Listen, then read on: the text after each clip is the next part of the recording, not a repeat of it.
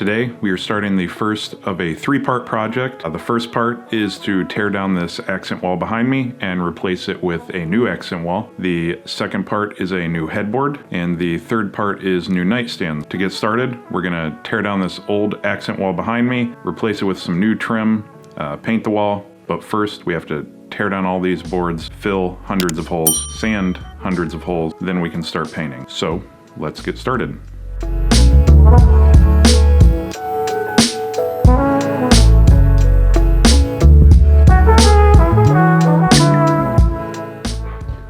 So before I get any further on this, I should say that I can't just yank this stuff down because we are trying to reuse the boards.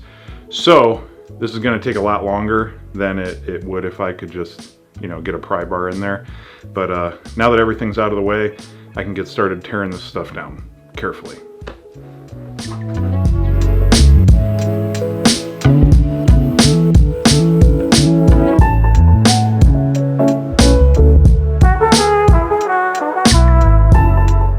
Right, so what I noticed as I was peeling this off is that when we redid our first floor, I retrimmed all the windows and I trimmed over top of the pallet wall.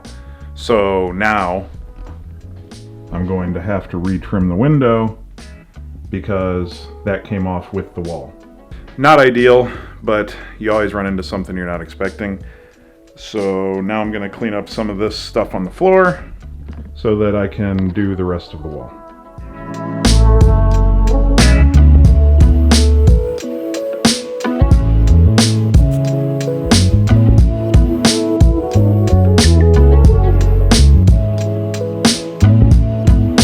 So I just swept everything up. Now it's time to start patching. Before I could patch the wall, I needed to scrape off all of the loose paint and plaster, so that was the first thing I did.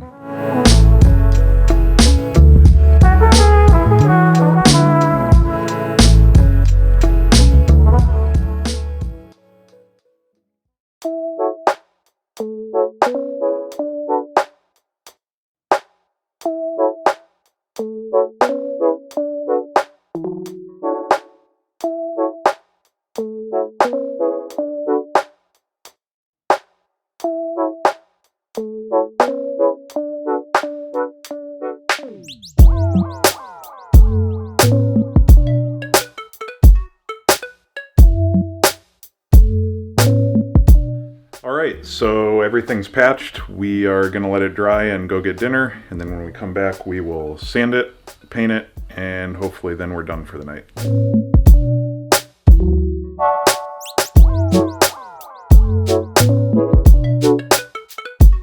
So it's 11 o'clock at night, and we just got finished with the second coat of paint, which is Sherwin-Williams iron ore color. Tomorrow I'll start cutting all of the wood for the accent wall pieces.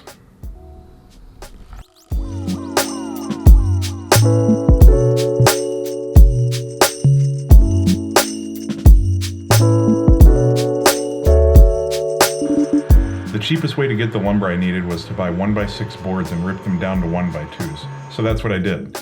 I went with Select Pine because it's cheaper than poplar, but it still paints well.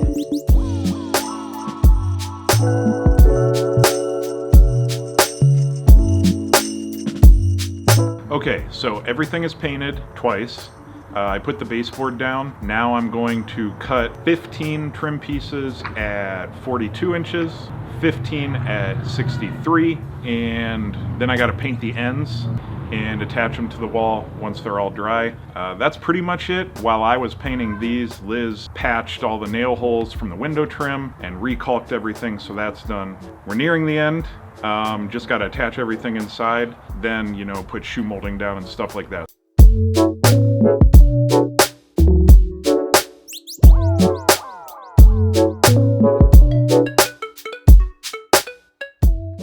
Pro tip, place your miter stand outside and face it directly into the wind so you inhale most of the sawdust from your cut and save on cleanup time. I mounted all of the trim pieces to the wall using 1.5 inch 18 gauge brad nails. I put one in the top, one in the bottom, and one or two in the center, depending on how bowed the wall was in that area. I applied wood filler to each nail hole just using my finger. Once it dries a bit, you can just wipe it down with a wet paper towel and it leaves a perfectly filled hole ready for paint.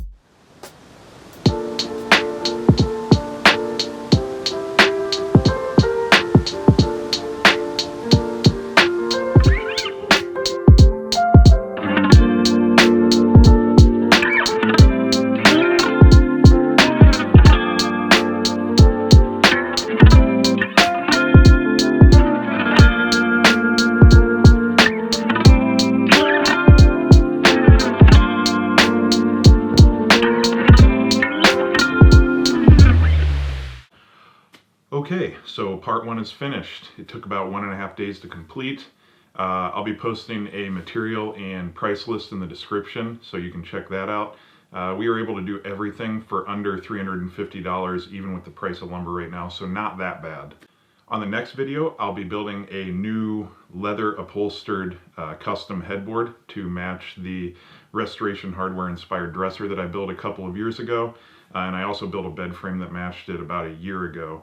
Lastly, if you liked this video, it would mean a lot if you clicked like and subscribed. You can hit the bell if you want to for notifications. If there are any specific projects you'd like to see in future videos, comment below and let me know.